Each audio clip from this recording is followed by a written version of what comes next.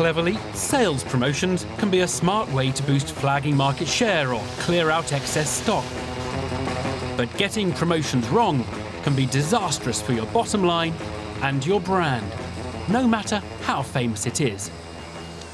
Hoover is the brand that entered the English vocabulary, the word synonymous with vacuuming. Unfortunately, since the 1990s, it's also been inextricably linked to a sales promotion catastrophe, the free flight fiasco. Who would have thought that 2 free air tickets could bring one of Britain's biggest brands to its knees? With multi-million-pound losses, a full-scale customer revolt, and even a bizarre carjacking incident. Not Hoover.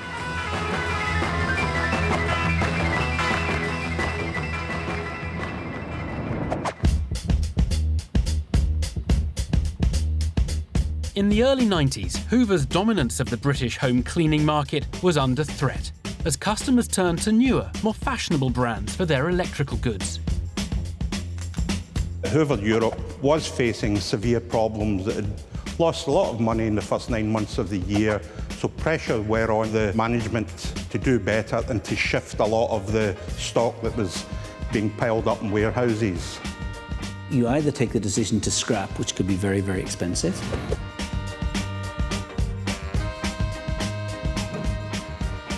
or you have some mechanism for getting a promotion going which increases the volume of sales. Hoover had a history of using promotions to boost business.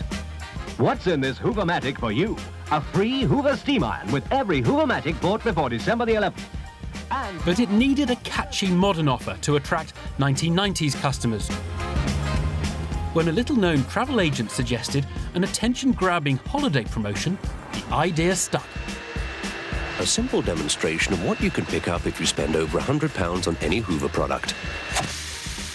It looked fantastic. They convinced you that you were purchasing 2 airline tickets, not a Hoover anymore, not a washing machine, but those 2 flights. I think the catchphrase was 2 free flights, unbelievable. We'll give you 2 return flights each to either Rome, Vienna, Sierra Nevada, the Canary Islands, Munich or the Costa del Sol. Unbelievable. This was before the real heyday of budget airlines, so customers were wowed by the offer of free European flights. Hoover's factory stockpiles quickly disappeared, and workers battled to keep up with demand. The sort of favourite wedding present was a Hoover, and it was not unknown for a married couple to get anywhere between 6 and 12 Hoovers as wedding presents. However, there was no free flight vouchers with them because they'd been used by the person who'd purchased the Hoovers. By autumn 1992, the promotion was going so well, Hoover's management approached a new travel agent to inquire about extending the offer. They were interested in launching an American promotion, i.e. flights to the USA. The initial discussions with Hoover were very good. Customers had been amazed by its first promotion, but Hoover's new offer would be even more incredible. I was shocked that they would run a promotional activity where they were only asking a consumer to spend £100 to gain a reward of up to £600. It just didn't make any sense at all. Although flights to America would be expensive, Hoover was calculating that only a small percentage of customers would ever get round to redeeming their vouchers. The projections were based on the feedback they'd had so far from the Europe offer. We were given figures by Hoover regarding the number of people who were taking up the offer of the free flights and then the conversion into actual flights. And the numbers were very low, actually. The new travel agent signed on the dotted line, and another unbelievable offer was born. Spend over £100 on any Hoover product and we'll give you 2 return flight seats to either New York or Florida. 2 return flight seats. Unbelievable. People worked out that even if you didn't want the product, the fridge or the Hoover, you could buy it and get your trip to America and you were still quids in. I thought it was too good to be true, actually. My wife said, no, it's Hoover. They're a trusted company, good reputation. We're getting 2 free flights, so let's go for it. Buy the Hoover. It was the deal of the decade, and Hoover's owners were delighted. They were selling product like they'd never done before. The staff were all on overtime. In fact, one of their senior executives told me they'd never, ever seen market share like that in the company's history. It was all going so well. Within a few months, Free Flights had transformed Hoover from a fuddy-duddy firm trying to shift old vacuum cleaners and washing machines into a sought-after brand.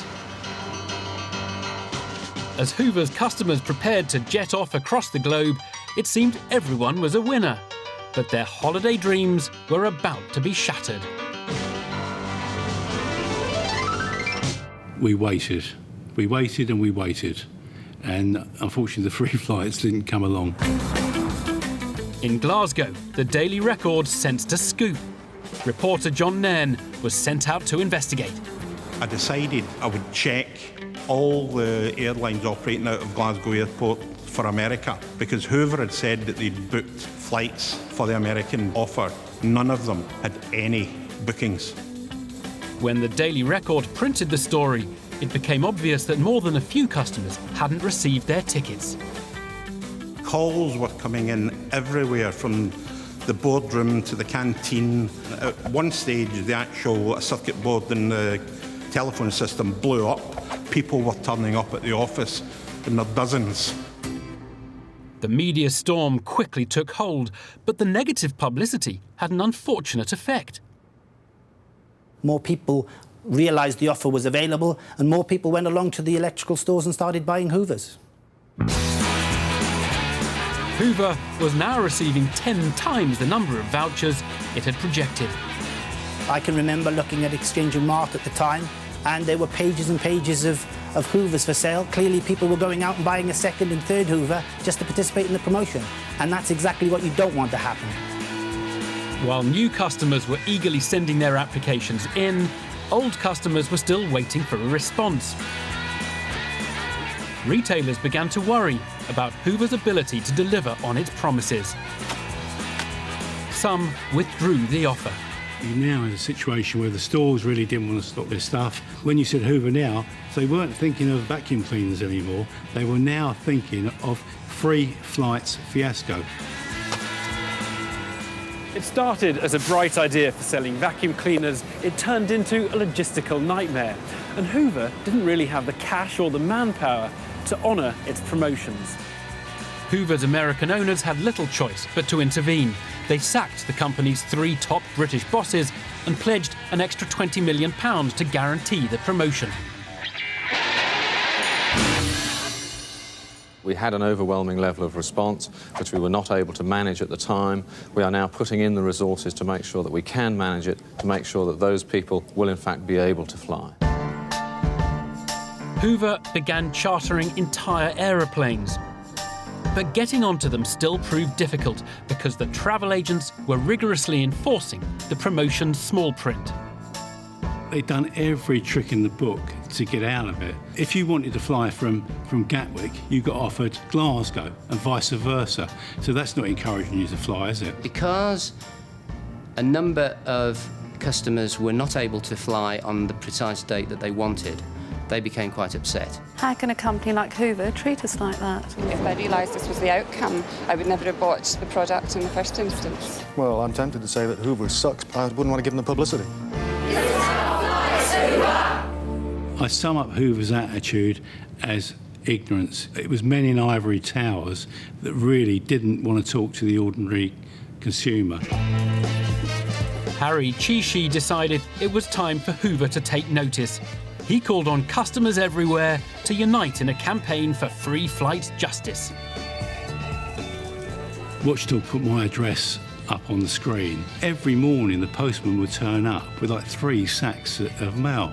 One day a judge would phone up, next day a professor, next minute it was a pig farmer from Gloucester. We stopped counting, probably 8,000 members.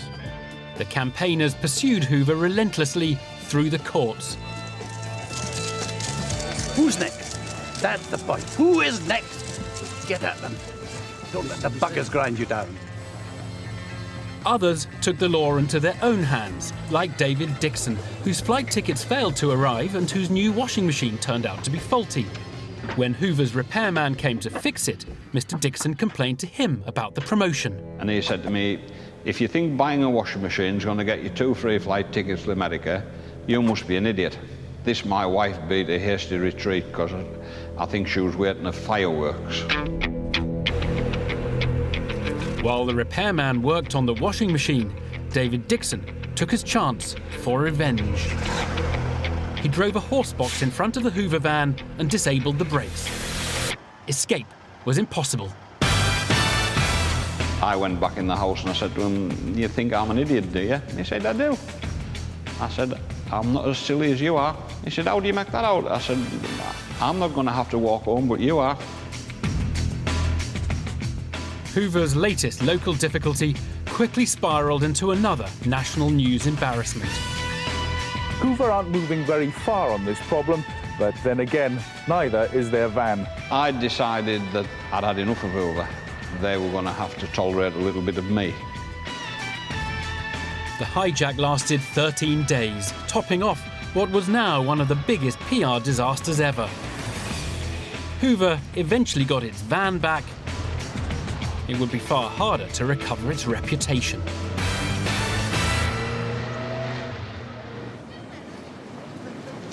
Only a third of the 540,000 people who applied for Hoover's promotions actually got their tickets.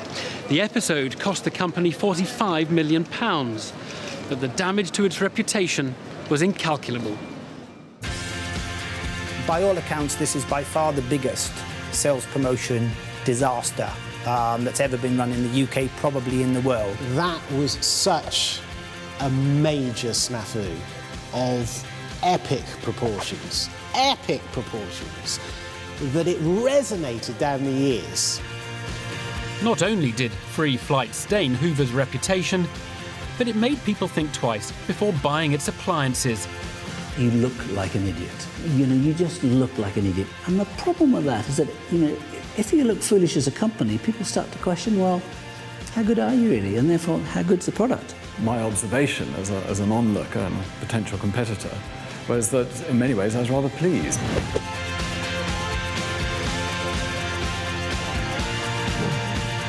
Because their focus was on marketing, not on research and development and making a better product. The idea of a sales promotion is to be eye-catching, to attract maximum attention at minimum cost. In fact, the best ones from a company's point of view are often those that sound much better than they really are. Now, Hoover, well, they got the eye-catching bit, but instead of spending a little sucking customers in, they spent millions blowing away their good name. The company was so badly tarnished by the free flights fiasco that its whole European division was sold to Italian competitor Candy. Hoover's British factories were eventually closed, ending a 50-year history.